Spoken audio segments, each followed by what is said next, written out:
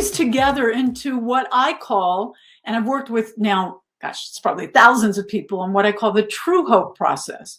And it consists of these 4 elements that I want to walk you through. And I want to share a story from one of my clients who we really worked through this plan.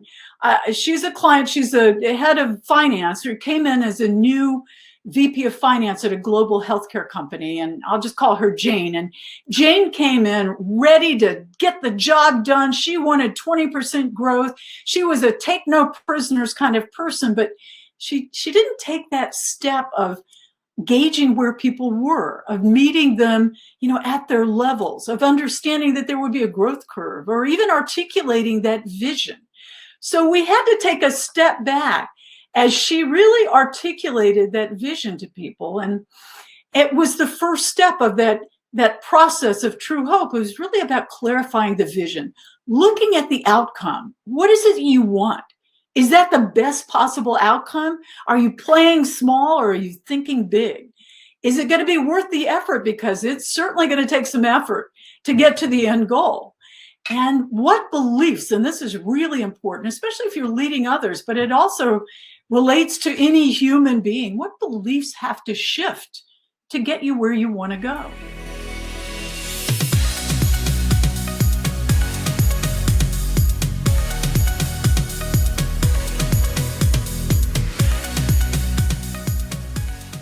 Delighted to be here, and I'm hoping I can do a little bit of what Brian mentioned about closing the gap between that sort of conceptual level and the behavioral level. Because you all know change is here to stay. That's no news to you. But I want to make it a little bit personal. If I can, I want to take it to a level that you get some insight into how you can take yourself and others through these changes and conquer some of that ambiguity and uncertainty, which is exactly what we're living with today. And looking at change on this global scale, and I don't mean just international global, I mean professional, personal, every kind of level that you're dealing with when we look at the changes in our own lives.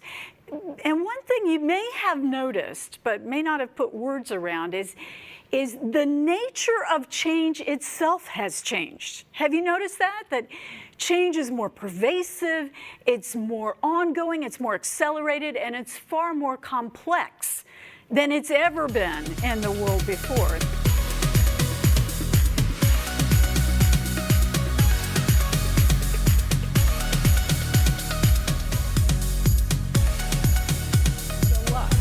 So that's really what we're talking about today is how you show up, how you promote yourself and of course others, because that's what this organization is all about. And I'm going to be really transparent. I'm going to show you sort of some of my tricks of the trade along the way that I've learned in terms of self-promotion. For example, right here on this very slide, it is no accident that I have all of my books here.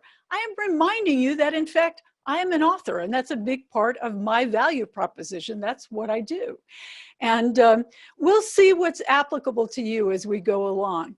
But first, I want to know who out there, and I'm going to ask Cindy to look in the chat, who just really likes self-promotion, or where do you fit on that spectrum? And you can put a 1 for, please don't make me do it. I hate it. I hate to self-promote.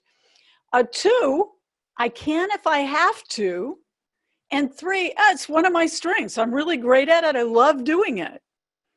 And I have a little feeling where we might end up, but I'm really curious because you're women who are out there. You are strong. You are purposeful.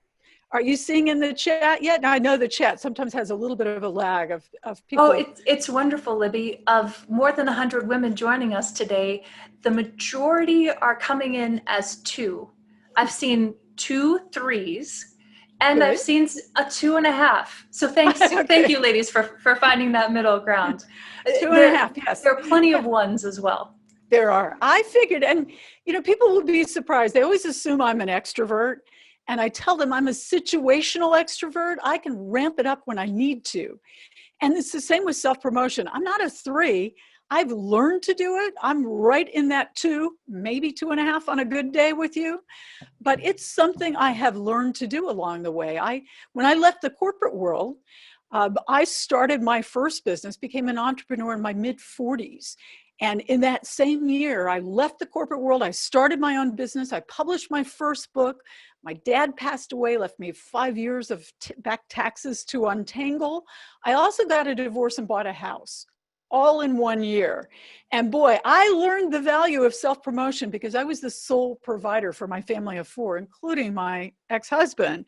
So talk about learning to draw on self-promotion. I learned what needed to be done, and it gets easier as you do it.